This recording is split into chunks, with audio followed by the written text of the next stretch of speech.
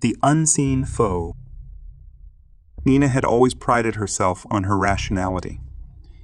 As a software engineer, she lived her life in the realm of logic and reason. The supernatural had no place in her world, or so she thought. That was until she moved into a quaint old house on Elm Street. The house had been in her family for generations, a relic of a bygone era. It was charming, with its creaky wooden floors and vintage wallpaper. But as Nina settled in, she began to notice strange occurrences that defied explanation. It started with subtle things. A chair pulled out from the dining table, when she was certain she had pushed it in. The faint scent of lavender wafting through the air when there were no flowers in sight. She dismissed these occurrences as quirks of an old house, easily explained by drafts and her overactive imagination. But then came the night when she woke up to the sound of shattering glass. Heart pounding, she rushed to the kitchen to find her favorite coffee mug in pieces on the floor. She could have sworn it had been securely placed in the cabinet. Nina's logical mind struggled to find an explanation, but she had none. She cleaned up the mess and went back to bed, chalking it up to a clumsy mishap. The next evening, as she worked at her computer, the lights flickered and the room grew inexplicably cold. She glanced out the window, but there were no storm clouds in sight. Confused, she checked the circuit breaker, finding nothing amiss. Nina was beginning to feel unnerved. She couldn't find any logical explanation for these events. It was as if the house itself was toying with her, but she couldn't accept the idea of the supernatural. Days turned into weeks, and the occurrences grew more frequent and unsettling. Objects moved on their own, books sliding off shelves, the TV turning on in the middle of the night, and her phone ringing with no one on the other end. She felt like a prisoner in her own home, constantly on edge. One evening, as Nina sat in her living room, a loud crash echoed from the kitchen. She rushed to investigate, fearing the worst. What she found made her blood run cold. The cabinets had been flung open. Their contents strewn across the floor. Pots and pans lay in a chaotic jumble. This couldn't be explained by drafts or faulty hinges. The kitchen had turned into a battlefield. Panic set in, and Nina decided it was time to seek help. She called her friend Sarah, who had always been the believer in the supernatural.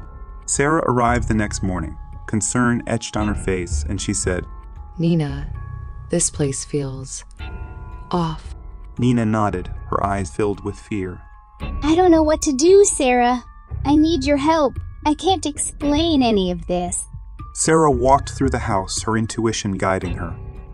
She lit a bundle of sage and began to cleanse the space, chanting softly under her breath. But as she moved from room to room, the activity seemed to intensify. Objects floated in the air, furniture slid across the floor, and the temperature dropped to an unbearable chill. Sarah's face paled, and she hurriedly ushered Nina outside. "This is no ordinary haunting, Nina.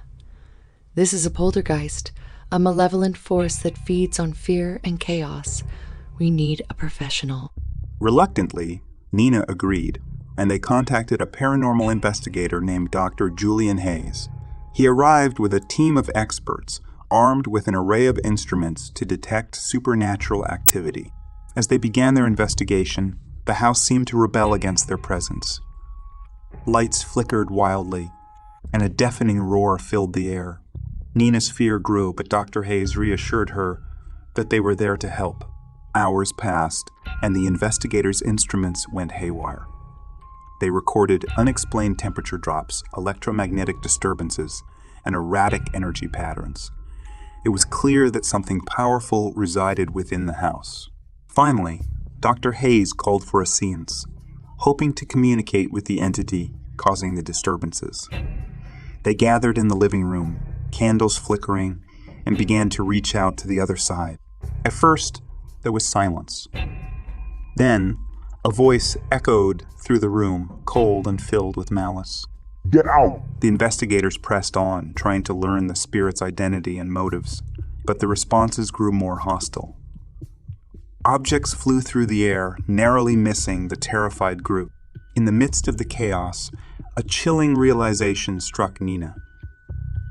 The disturbances had started when she moved into the house. Could it be that she was somehow connected to this malevolent force? The seance spiraled into pandemonium. The entity's rage grew, and the investigators struggled to maintain control. Desperate, Dr. Hayes performed a banishment ritual, invoking the power of ancient words and symbols. For a moment, it seemed to work. The entity's presence waned, and the house fell silent.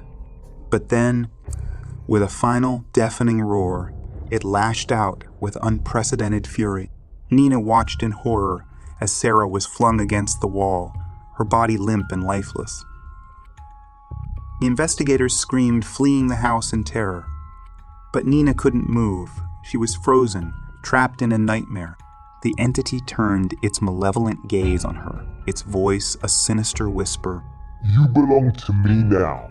With that, it lunged at her, and darkness consumed her vision. Weeks later, the authorities found the house on Elm Street abandoned and in disarray. There was no sign of Nina or the paranormal investigators.